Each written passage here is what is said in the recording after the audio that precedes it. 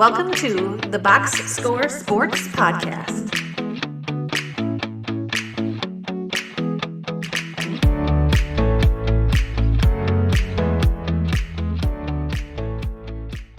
Welcome back, everybody, to the Box Score Sports Podcast. I'm your host, Ryan. On this clip, we're just going to talk a little bit about Game 1 and how in the world are we here again? How do the Pacers continue to do this?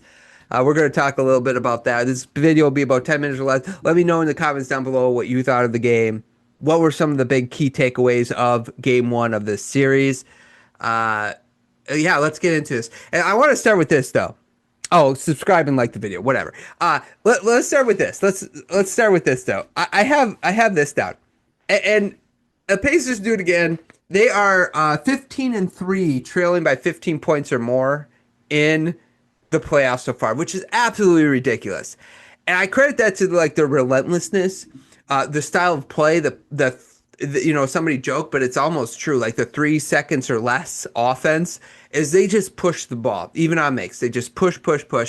And I think teams are just not used to it. I think caught the Knicks, the Cavs off guard. Their style of play is so unique versus everybody in the NBA. And I think that's led by their point guard in Halliburton.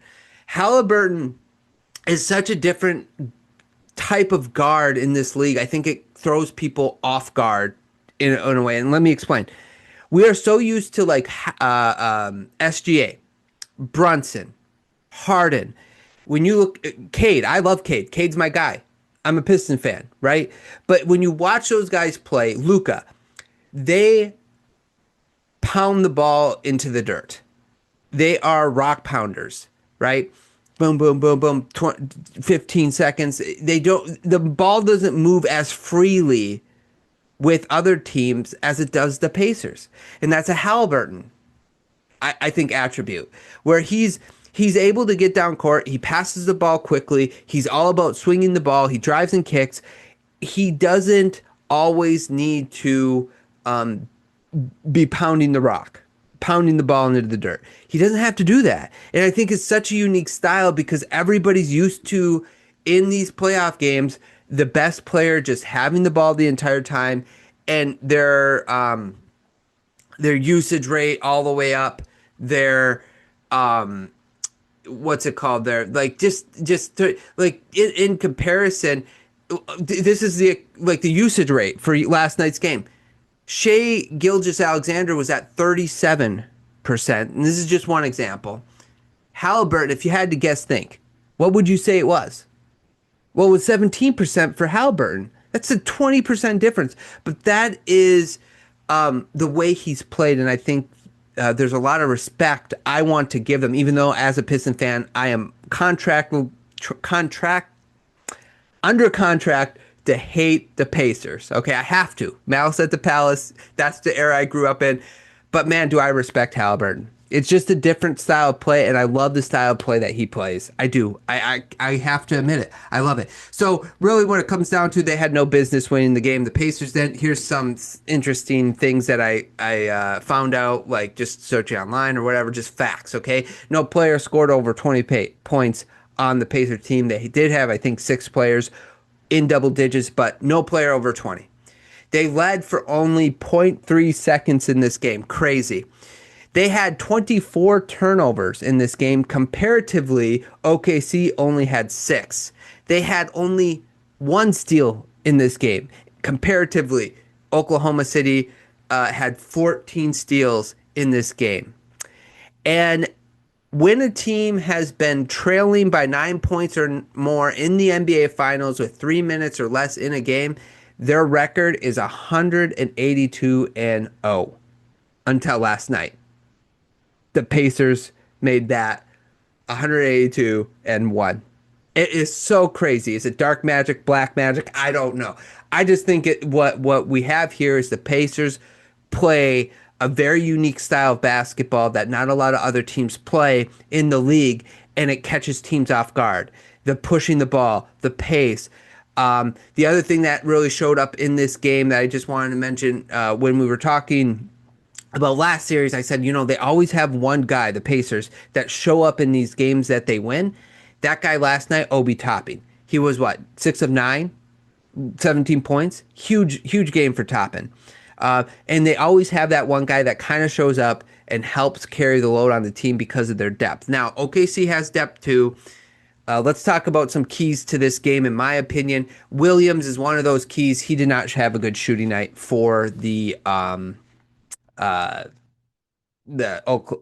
Oklahoma City Thunder. 31% from the field and 25% from three. I was more hopeful that he found his rhythm in the last series. And he may have. It might have just been an off game, but we'll see if that trend continues. If it continues, it's going to be a little bit more difficult for the Thunder. One of the biggest keys to the win would be the difference in rebounding, but you also could say that rebounding has to do with shooting percentage as well. I think like offensive rebounding is a more telling number, and the Pacers only had 3 extra ones, including the one that Siakam hit to put the game down 1, the Pacers down 1, when Nembhard airballed the shot right after he did that step back 3 to put the game. I think it was 107-110 at that point. I lost my train of thought. Sorry, guys. But anyway, my point is the rebounding was also due to the shooting percentage of the Oklahoma City Thunder, because the Thunder, their shooting percentage was not great last night. They shot 40%, and comparatively, the Pacers shot 48%. So the Thunder missed more shots, more opportunity to rebounds. The Pacers made the most of their shots. They were more efficient with their shooting, and that's part of the reason why they won this game. Clearly, it's not rocket science, right? You just got to score more than your opponent, but all this plays a factor. I did think 7 more threes was important. That's 21 extra points that the Pacers got because of the 7 more threes. That was a key to the win. And here's another key. The Pacers had 24 assists comparatively to the Thunder, who only had 13. So the Thunder in the playoffs averaged about 24 assists. So I expect that to go up. That would include the defense of the Pacers. I think that was really they played good defense, but it's also the shooting percentage, right? You got to make shots when you're open, and the Thunder did not do that. So I think that will balance out. But I think in this game, particularly, the ball movement that the Pacers have showed up again in this game, and I was really that really stuck out to me. I think is the assist, 24-13. The difference between the ball movement versus sort of a stagnant movement, including missed shots. Both things can be true. So where do we go from here? I still have the Thunder in 7, but man, I'm like, man, is it going to be Pacers in 6? Is it going to be? I think. So I picked the Thunder in 7. I wasn't one of those people like the Thunder are going to sweep, the Thunder are going to win in 5. I thought that was too disrespectful to the Pacers and the style of play they played. You thought the Cavs could figure it out. You think the Knicks could figure it out. No team could figure it out. I just think it's hard because, again, they play a different style. Not to be a broken record, but that's the thing. It's like you're just not used to it. And all it takes are 1 or 2 laps in judgment for them to get back into the game. And when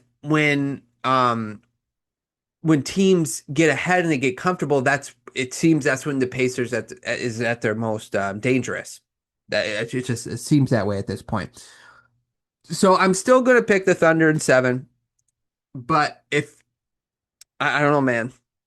This is weird stuff. That's all I have to say. Weird stuff. Good for Pacer fans. I hate you guys still in the most loving sports way possible.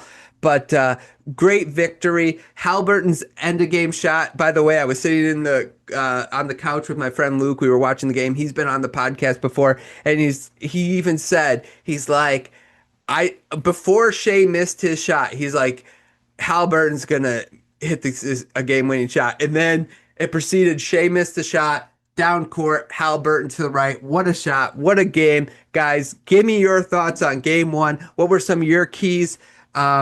How you guys feel about Halliburton? Am I alone in thinking that he's a very unique guard? He's like the OG guards, like just get the ball moving. Am I insane thinking that? What do you think the Thunder need to do to rebound? Let me know in the comments down below. Like the channel, subscribe, and we'll talk to you all real soon.